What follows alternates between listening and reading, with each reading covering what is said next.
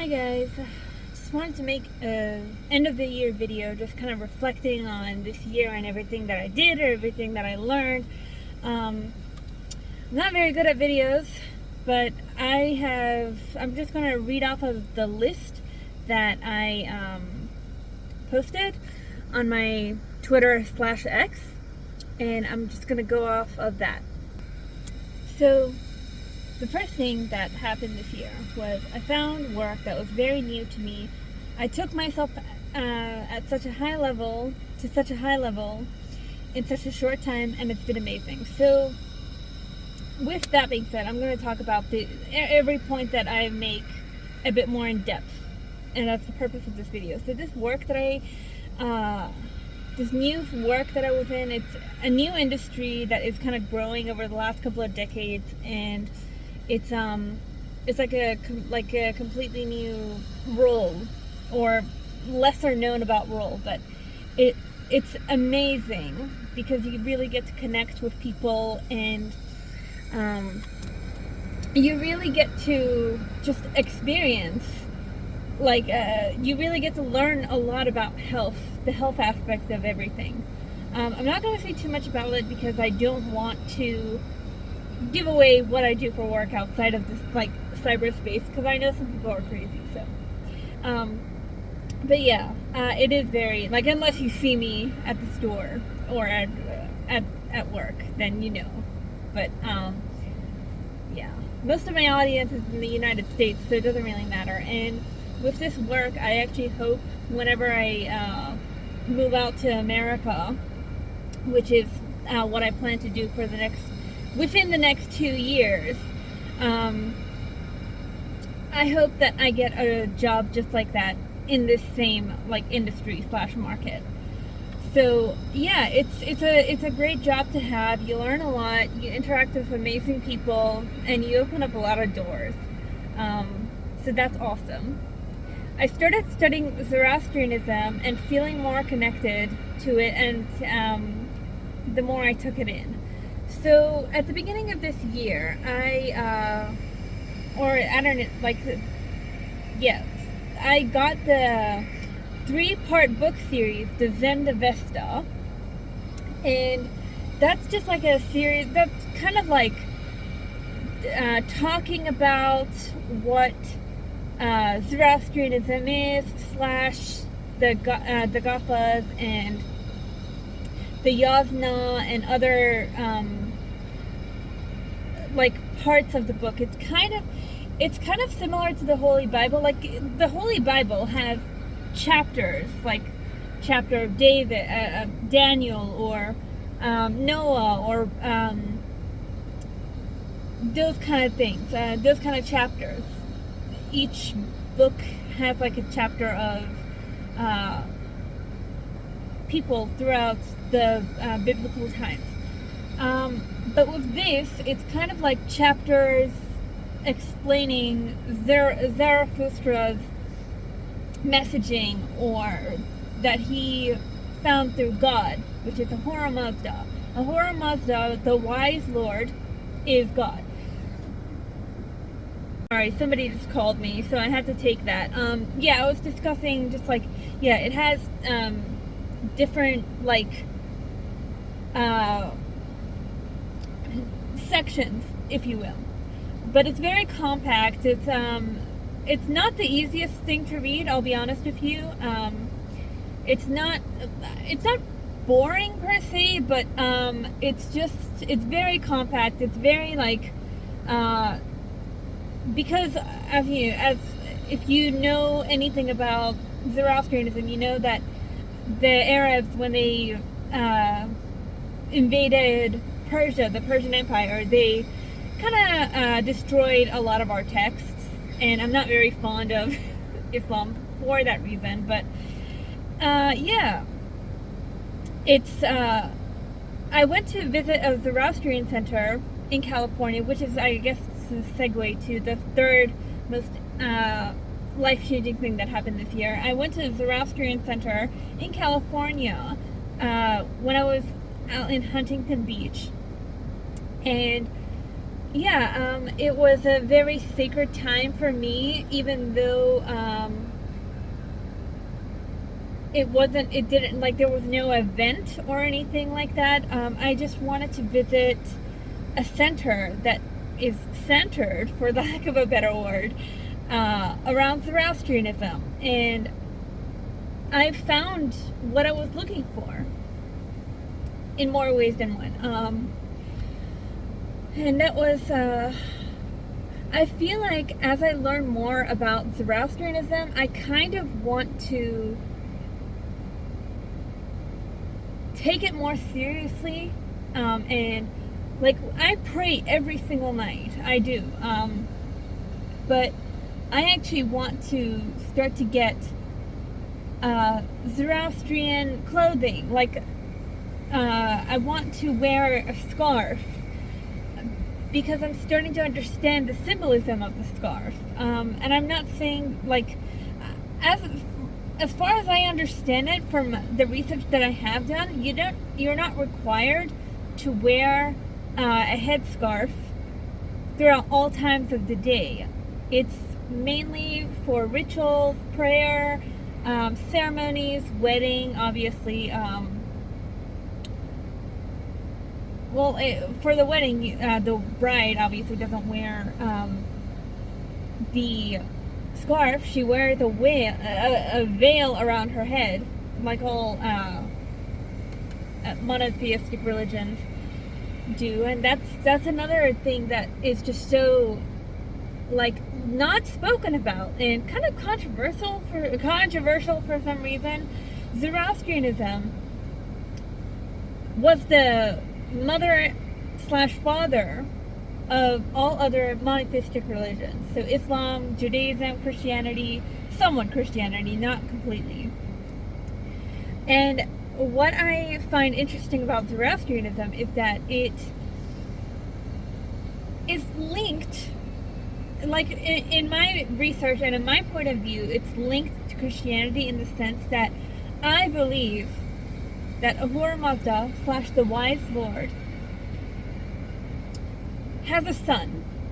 Because if you didn't know, in Zoroastrianism, the Magi's are present. They make an appearance in like the scriptural texts and such. The Magi's were at the birth of Jesus Christ. And I watched a great video on this. I'll link it down below. Or, like, I've spammed it all over my Twitter. So if you really want to know about it, let me know. I'll link it to you. But, yeah. It's just, the Magi's were present at the birth of Jesus. And why, it made me question, why would they be at the birth of Jesus if God had no relation? God, which is Ahura Mazda, which is the Zoroastrian God, had no relation to Jesus. And another thing is, Cyrus built the temple. So Cyrus, by the instruction of God, right? But Cyrus is God because Cyrus was in the, like, a part of the Persian Empire, and Cyrus's God is the Zoroastrian God before Islam took over. So everywhere that, like, when you trace it back and you look deep enough, just like the timeline of Zoroastrianism, it's like 4,000 to 6,000 years old. So it's older than all the other monotheistic religions. Then there's evidence for that, and yeah. Okay, so now I'm just going off. So that's my experience of going into Zoroastrianism and visiting the center. So that leads me to went to California for a month to see the family again, which was amazing. I had a great time. I spent 3.5 or so weeks with the family, with my mom and my cousins. It was so good to see them after 4 years of not being able to. So that happened in July. June to July. So I took a month off of work. And yeah, it was a very it wasn't emotional, like sad and we were weeping, but it was the soul booster that I needed, because it had been tough to go those 4 years without seeing the family. She had okay, so what was I? Helps me decide if I'm serious about moving to the U.S. or if I'm daydreaming too much. So as it happens, I will be moving in the next 2 years. At this stage, I'll probably be flying out in August or September of next year, 2024. So I have a couple of plans. I have a lot of plans for 2024, and it's kind of overwhelming to think about. So I try to just calm myself down whenever I think about everything all the crazy shit that I want to do next year. Like, I want to save up a bunch of money, and then I also have to repay some people, and just try to sort out debts that I owe to people, to things, blah blah blah, and all that stuff. And I also want to do a course. I want to do a course or two, and then I have to sort out all of my applications for moving, to get a work visa. I've already filled out one application for migrating to the U.S. And we're going to be getting the answer for that within the next 2 years. But I'd have to be checking back in May of 2024 to see what the progression of that is, and that's exciting. So my mom doesn't know how she feels about it right now. I mean, she knows how she feels about it. She doesn't like the fact that I'm going out there and potentially moving for the long term. It's very hard for her because my mom and I are very close. We are just like two crazy Scorpio best friends. And yeah, it's she doesn't want me to move, but it's time. It's time. And yeah, I'm living with her right now, but I feel like this day was always coming, whether I get married or I just feel the need to move out because there's nothing keeping me at home. But the thing is that I like living with my family. We don't have problems. We have problems like every other family, but we get along, so there's no reason for me to just go off and buy an apartment or rent an apartment all alone when I have my family. And yeah, I know that's it's not very Western for Judeo-Christian or whatever.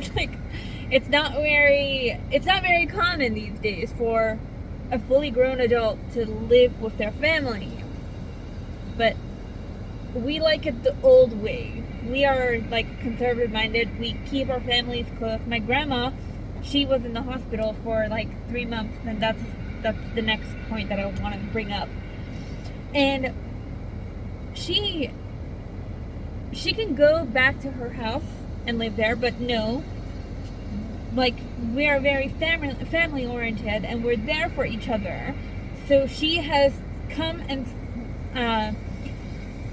she's living with us right now, and there's nothing wrong with living with your family. I get a backlash from some people, some immature people who don't understand. But yeah, so that leads me to my grandma. Grandma was in the hospital for 3 months. This is point number 5. That was a very stressful time for the family. She hadn't seen the sun or gotten any fresh air for that entire time that she was there. I was shocked when I found that out. She's living with us now, though, so it's been great having her at ours. So yeah, I decided I'm going to do a course. Okay, I already spoke about that. I got my first job offer to the U.S. This was a month ago now. Nearly a month ago. I decided against it in the end. because I want something better, and also it wasn't in the state that I wanted to live in. So in that 1 month that has just passed after this offer,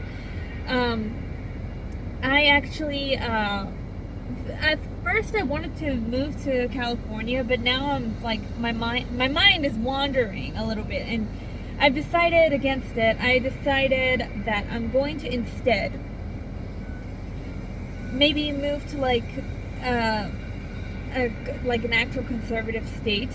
The only reason I want to move to California at first is because of the Zoroastrian Center, and also because I have family that I'm close to over there. But I decided it doesn't really, like, even though I love California, it doesn't really, the taxes of it all, like the tax of California, the taxes that I have to pay in California is just ridiculous. And I have to think, I'm trying to think smart, you know? So I'm thinking, like, I have a couple of places in mind. Arizona, Florida, maybe Montana. Yeah. Those are the places that I have in mind. But I'm probably going to be going to Arizona or Florida. Even though Arizona is not a California state, it's not a conservative state, I still think it would be better to go to one of those. So it's really a toss-up between Arizona and Florida, but Florida's probably going to win because it's like Ron DeSantis is great on domestic issues, and no one can argue that.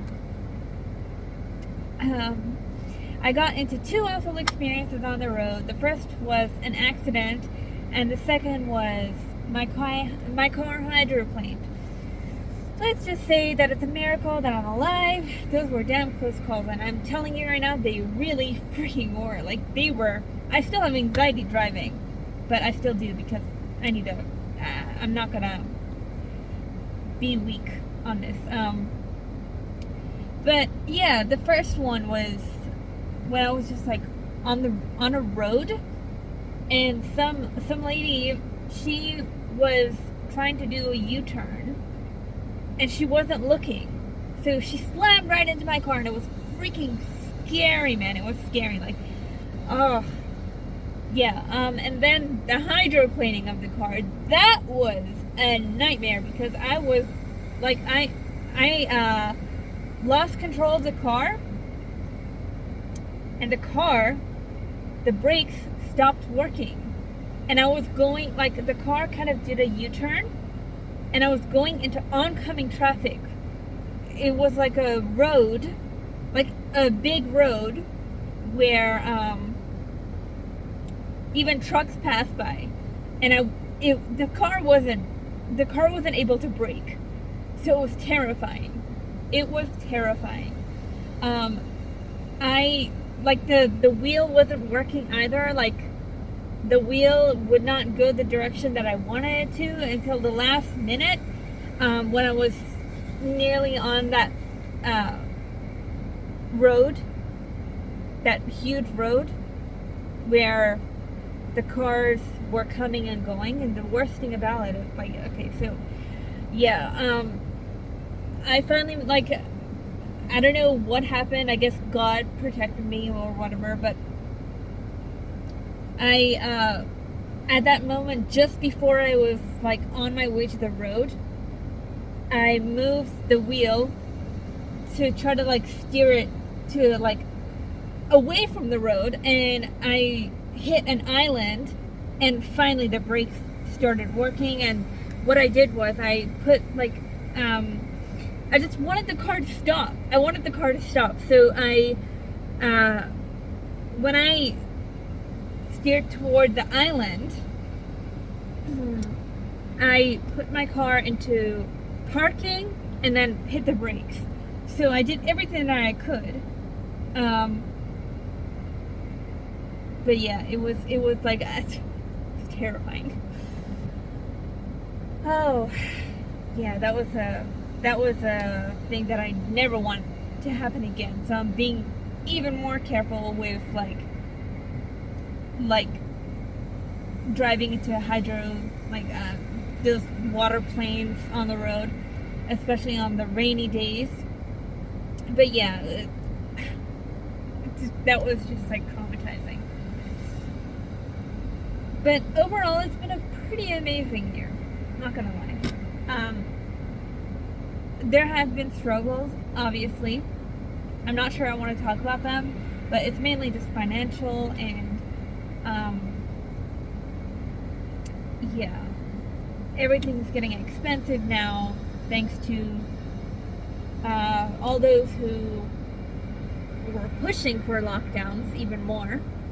Whereas this time 2 years ago, I was actually joining in on the protests that are anti-lockdown, anti-mandate. I wish that, I really wish that I was woken up to it from the very start, but everybody has their own process. They learn everything at their own time, and 2021 was when I had to learn what is actually happening, and listening to conspiracy theorists, and not calling everybody that is not taking the injection a fucking cooker. Like, what the fuck is wrong with Australians? It's like they invented this new slur or insult or something, calling anti-vaxxers cookers. Like, how did you even, like, it's the same as Americans who came up with, like, based. Where did that doesn't even make any sense. Why are you saying the word based? It doesn't make any sense. I don't know. But yeah. It's been an amazing year. And I cannot wait for next year. Oh, and obviously my YouTube channel, finally I hit 1,000 subscribers, even though I didn't really earn it. I think that I have nothing else to say, but that was my year in summation, and I'm just so excited for 2024. And I know that we're in hard times right now, and there's all these like theories going around on what's happening. Are we in Revelation? Are we in end times? Are we is everything about to collapse? Is everything about to, like, yes, we're in hard times ahead. I'm not denying that. We're in hard times right now. Like, right now, everybody's struggling. Things are going higher. But the thing is that whenever, like, for low years, there's going to be high years. For low decades, there's going to be high decades. You know what I'm saying? And the future depends on us. The future depends on people who are not only paying attention, not only speaking the truth, spreading the truth. The truth is that we are run by psychopathic overlords, a group of people who must not be named. I don't want to say it on YouTube because I know that YouTube has policies against this, but you guys who are following me, you already know what's up. So, and I've already posted about it on Twitter a lot, so you know where I stand with this. You know who I think the overlords are. And it's not just because I think it's because it's factually true. Unfortunately, it's that group of people that have been kicked out 100 plus times. And you know. If you know, you know. And watch Europa, The Last Battle. Okay, so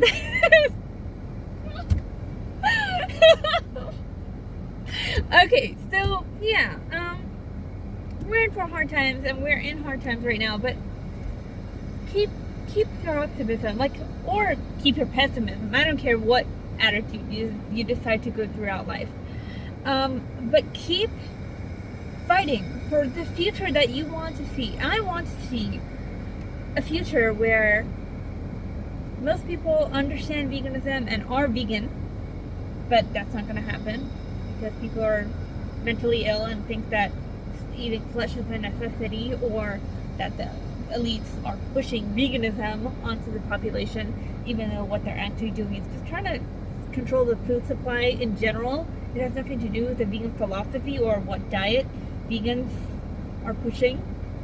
Even though we want you to stop eating animals, we want you to stop enslaving animals because it's bad karma. And I will stand by that firmly, no matter how much backlash I get from conservatives, because it's fucking true. We need to raise our spiritual consciousness. If we don't raise our spiritual consciousness, nothing else is going to change.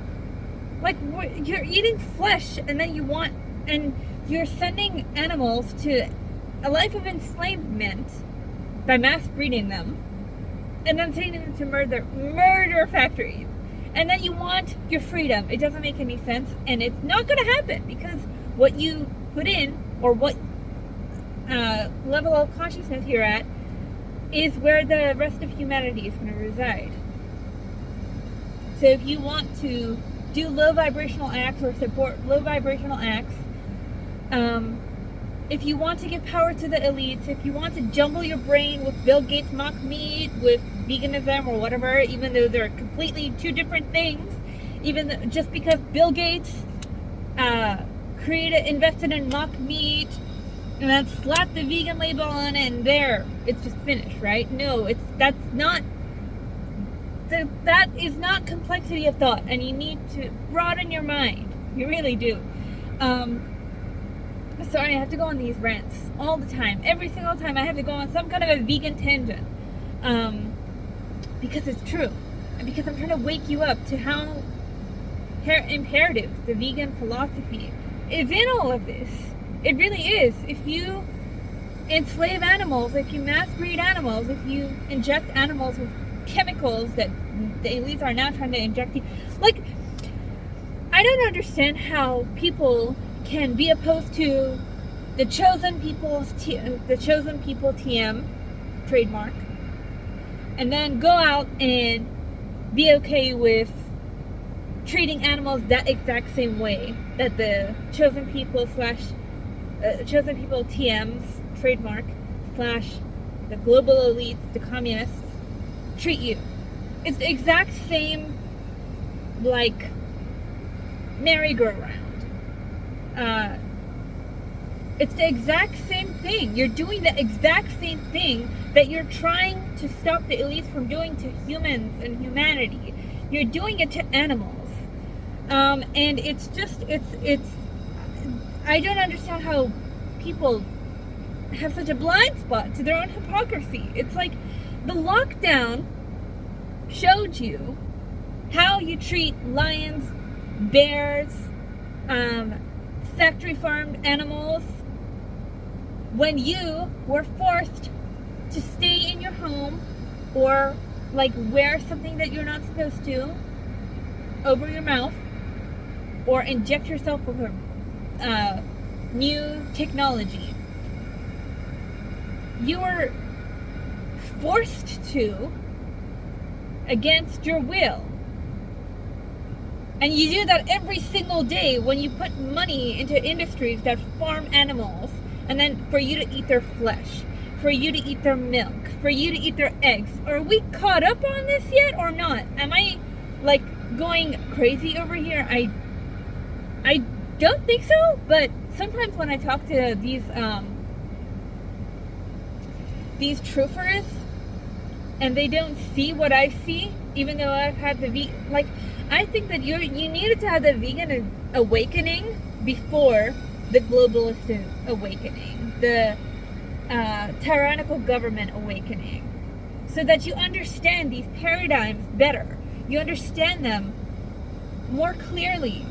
You can't treat animals like that and then expect to be treated like a human, because what you do to others comes back to you. And animals are others. Animals are not the same as plants. They're not the same as a tree. So stop with this plant lives matter BS, okay? Everything in this realm of existence has a hierarchy, and I learned that through my psychic visions. Plants are the lowest hierarchy, okay? Depending on who you talk to, animals are the first hierarchy or the second hierarchy, because of difference of opinion. It doesn't matter. So whether you believe that animals are the second hierarchy and humans are the first, that gives you even more of a responsibility to live by the vegan philosophy, live by the non-harm, non-aggression principle. And I've debated with everybody about this. Like, oh my god, the crop dust bullshit. It's like, oh my god. If you want the world to go on a carnivorous diet, what the fuck are the animals going to eat that you want to gorge on their bodies? What are they going to eat, guys?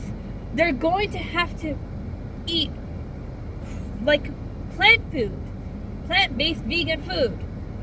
Where is that fucking food gonna come from? It's gonna cause even more crop deaths. So you're causing more crop deaths because how much does an animal need to eat in order to be fattened up so that they're nice and plump for you to stick into a fucking murder factory? That's what it is. It's a murder factory, by the way. So that you can slice them up like a fucking Satanist and eat their body like a fucking vampire or a zombie or something.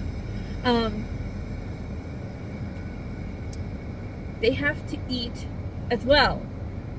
So either you use animals as a middleman, or you can just go straight to plants, which yes, there's going to be crop deaths. Of course there's going to be some crop deaths. But it's still the lowest of the lowest of the lowest. And there's statistics on this. Go fucking read it, okay?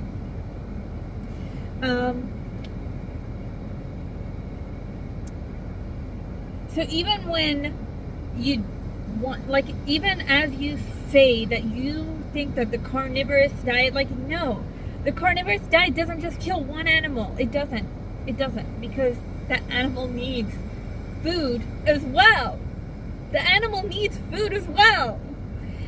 How are you going to feed yourself if the animal is like anorexic?